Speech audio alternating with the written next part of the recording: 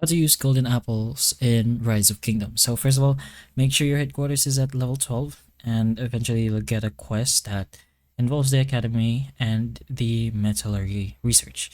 So it's gonna trigger an event where a villager will give you a golden apple, and it's gonna make you give the golden apple to a roaming commander. So you'll only be able to use the golden apples on an epic or legendary commander, since those are the only commanders that will roam around.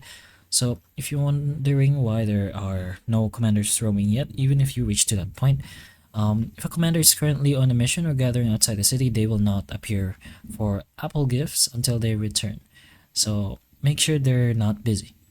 And also put in mind that the appearance for the commanders will be random. You won't be able to choose who and which commanders should roam around. So commanders show up randomly in the cities, so you might need to wait for the desired commander to appear.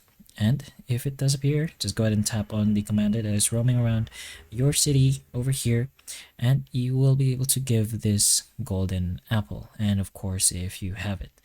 But that's pretty much how you use golden apples in Rise of Kingdoms. So hopefully the information of this video can help you, and if it can, please like and subscribe for more videos like this, and that's all.